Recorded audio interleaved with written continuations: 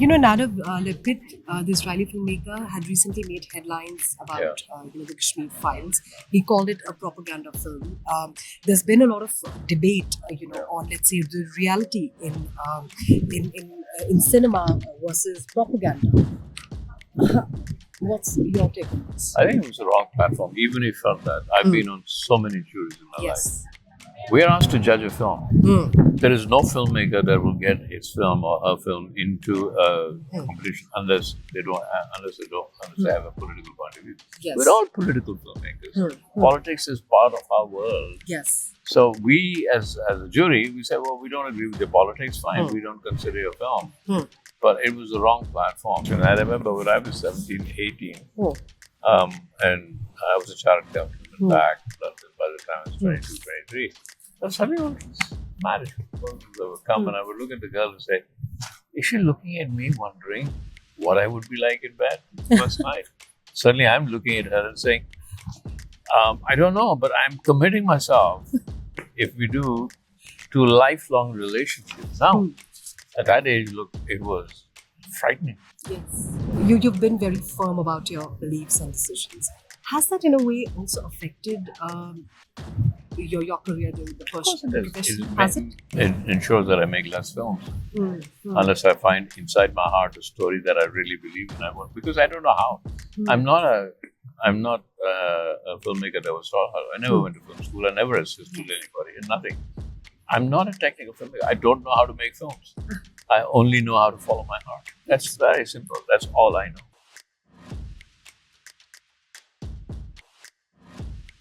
We're at the Red Sea International Film Festival. We just watched Mr. Kapur's film, What's Love Got to Do with It? And we've loved it. There's so many life lessons, a lot of notions are being sort of broken. What people are saying on Twitter, that this is the film that has changed the perception about Pakistanis, about Brit Pakistanis. Did you expect this sort of reaction from the viewers? That's what's going on social media. I think, yes, but I think also, it's not just Brit Pakistanis. This idea is prevalent from India. Yes. It's also prevalent in South Asia. Yes. If you looked at, I was just thinking, I was talking to the star, that film, Crazy Rich Asians. Yes. The same idea. Yes. True. The whole film is based on that. Yes. If you look at Chinese films about love stories and marriage, it's the same. Yes. We were just talking about Brazilian films, or not Brazilian, but Brazilian culture. Yes. Or Japanese culture. It's the same thing. So it's breaking a stereotype. Or breaking a stereotype means nothing except to examine it a little deeper. Yes. So it's a little greater, deeper examination of the stereotype of arranged marriage through the eyes of somebody who's on Tinder. Who is looking. That's what's so exciting for me. The eyes of somebody on Tinder, a girl who actually is addicted to the idea of have casual sex and believes. Yes. Like a lot of young people do today, that ultimately you will find a relationship, or you will find intimacy, or you will find love through a series of casual relationships, and you'll hit on one of them. Maybe. Not denying that. People think I've had that. It's an exciting, new, adventurous way to have relationships. But I think that ultimately the question is not telling you, but asking you to think about what intimacy really means. So what would be Mr. Kapur's right way to find you? I would say there's no way except it's a journey. Yes. As what we just said at the end of the film, that the day you find love and say, okay, I found love. It's a kind of love that you found. Yes. There's no absolute love. The only absolute love, and who knows if that's right or wrong, is devotion. Right? The person is devoted, like, Radha Krishna. These are also great mythical stories. In these mythical stories, the devotee will find absolute love. But beyond that, it's a forever search. Even with the same person. So the question is not, have I found love? It doesn't mean that have I found the right person. It means, have I found the right love with the same person? Yes. And if you do not wake up every morning and rediscover the person, the relationship is dead. Yes. So the mystery, that's what I keep saying. Life exists because it's mysterious. True. Love exists because it's mysterious. This whole idea of, oh, I found love. No, you found somebody that you're comfortable with, that you will explore love with. You will explore love with, And as a doting father, I met you a day back, and you were looking for your daughter. That sort of reminded me of my father, because he's always concerned. I think that's how parents are. What sort of advice do you give to your young daughter? If she's not explored love, I would advise her to go ahead and explore love, because it's absolutely against human nature not to do that. I'm not addicted to. The only way that you could ever have sex is to have a marriage. That is so restrictive in today's time. That idea was born when they got married at 13 or 14. Right. Yes. Now, once you've got over that, you can't expect 17, 18-year-old girls and boys to live a natural life and say, no, I'm not going to explore sexuality. Can't be. So a lot of these traditions were born in marriage. Marriage was the reason. Arranged marriages work often is not necessarily because they are very happy together. It's because the families are involved. Yes. There's a very clear divide, let's say, between respect for customs and power of romance. Yeah. Which side do you prefer, or which side do you root for? I think the power of romance is also, it's like the caste system. It's like, what is the power of, what is this romance? Is it just passion? Yeah, passion is incredible. As Zoe in the film says, how do you know if sex will work if you haven't tried it before marriage? It's a very valid question. I remember when I was 17, 18, and I was a chartered accountant back in London by the time I was 22, 23. And suddenly all these marriage proposals that would come, and I would look at the girl and say, is she looking at me wondering what I would be like in bed the first night? Suddenly I'm looking at her and saying, I don't know, but I'm committing myself, if we do, to a lifelong relationship. Now, at that age, look, it was frightening. Yes. Frightening for a girl. But I've known friends of mine that have said, no, that wasn't it. It didn't work. The first night it didn't work. It was horrible. I know somebody who said that I would not go into the bedroom for like almost 1 month. And then it started. You don't know. There are so many variables. And all of us have to find ourselves. And all of us have to find love in its manifold, manifested in manifold ways. There's no one love, even between two people, even between in a wedding. There are a million ways, and too many people going around saying, I love you. Fine. Yes. I love my daughter. Fine. For every day it's different. Sometimes love is insecurity, sometimes it's trust, sometimes it's confidence, sometimes it's need, sometimes it's yearning. And within the same relationship, it keeps happening differently. So we have to accept that whatever you do, whatever love is, whatever relationship is, it is a constant discovery, constantly ever-changing discovery. The one thing that is intimacy. Intimacy. So, but I can hold somebody's hand and feel as intimate. But intimacy is something that is definitely something we're constantly searching. Absolutely agree. Now, this film comes after so many years. Yeah. What was it that took you so long? Were you thinking through what the next project would be like? Or is it because of the expectations each time you come up with a project, the expectations are really high? Well, I more and more realized that I wanted to make a film on Bani, which is about the environment.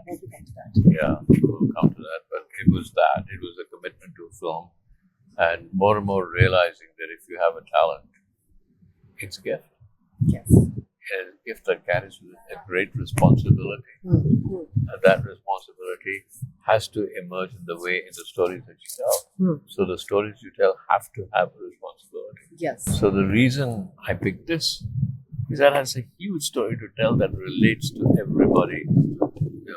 Anywhere in the world, I know that, it came from the writer Jemima's experience in Pakistan. Yes. But it relates to anywhere in the world. Has she imbibed more of that, her experiences in Pakistan? Jemima. Well, that's where it emerges Yes, from. Her yes, experience in yes, Pakistan, yes. where it emerges from. So what we've seen currently, Mr. Kapoor, is that there are a lot of divisions involved. We all know that there's certain actors who are being tagged as spineless, and there's certain actors who sort of, speaking their voices. Where are you here, and how do you perceive the current situation? In See, I don't really look at what they say outside their film. We can say anything we want. What is your commitment to the art that you've taken, and how committed are you to saying something like, okay, the world we need to be more conscious of our planet, right? That's just words. What are you doing? And if you're committed to your art and your film, how are you bringing that into your art? How are you bringing that? So I judge them by that. Right. Even, for political parties, we see these divisions. So do you think this lack of unity in the Indian film industry is somewhere also responsible for the flops that we've seen in the Hindi cinema? No, that's because Hindi cinema forgot that it had to tell stories. Very simple. They forgot that actually what drives a film is a story. They think that, great action, great this, great that can drive a film. It can drive the first weekend. Right. Not more than that. Right. Nadav Lapid, the Israeli filmmaker, had recently made headlines about the Kashmir Files. He called it a propaganda film. There's been a lot of debate, on, let's say, the reality in cinema versus propaganda. What's your take on this? I think it was the wrong platform. Even if you felt that, I've been on so many juries in my life. We are asked to judge a film. There is no filmmaker that will get his film or her film into a competition unless they have a political point of view. Yes. We're all political filmmakers. Politics is part of our world. Yes. So we, as a jury, we say, well, we don't agree with your politics. Fine, we don't consider your film. But it was the wrong platform. Even if you felt it was the wrong platform to say that this film is government propaganda, how do you know? How do you know? He's on the government side, I could then say that every war film made in the US and the UK after the war was war propaganda. I mean, why didn't they make anyone where Germans were right? No, they would. Of course they would. Right. So you're judging a film, and yes, say how passionately does the filmmaker give out his or her passion and her point of view or her political point of view. And if you don't agree with it, just don't agree. I've been on a jury and said, no, this film is actually influenced too much on a political agenda that is not the right political agenda for this world. We've ignored it, but as a jury, I'm not asked to make a comment on that. I cannot comment. Yes. Now, you're a gem of a filmmaker. Look at the films that we've got from you. We only expect more films coming from you. You've always been against the tide. You've been very firm about your beliefs and decisions. Has that in a way also affected your career, the profession? Has it? It ensures that I make less films. Unless I find inside my heart a story that I really believe in. Because I don't know how. I'm not a filmmaker that was taught how. I never went to film school. I never assisted anybody and nothing. I'm not a technical filmmaker. I don't know how to make films. I only know how to follow my heart. That's very simple. That's all I know. Yes. And we're very thankful to Mr. Kapoor because here comes a film, as I said, not only changing perceptions, but also giving us characters that are playing their age. Imagine, we are like in a phase where even young actors are playing elderly women, but here's Shabana ji playing her age, and also the other characters, are playing the age. So is this also setting a precedence? You have to give the right role to the right actors, and especially to actors of that particular age. Because they're taking it away from I've never done anything else. I've never done anything else. I've never made films with stars. I absolutely can't do it. Why? Because stars believe that the film is their chariot, and we are all horses. And so they become arrogant about that, and that ruins the performance. You cannot approach any art any character without a sense of humility. Which is true. So that means we can't expect a film, your film, maybe with one of the A-listers in Bollywood? I think that I find actually the actors in the south of India have a greater understanding of they respect the art of direction a bit more, which means that they respect the art of film more. If you respect the director, you're respecting the art of film. Yes. It's not just you. Okay. And one last question. Any actor, let's say, from the current, let's say, options that we have that you would want to be All an of them. expert? All of them. It depends on what the part is. Which is true. Okay. Yes, yes. Thank you so much. That's Mr. Kapur talking about the film, What's Love Got to Do With It. You definitely have to catch this film because there are a lot of life lessons, as we said earlier, that you're going to be getting. Thank you so much.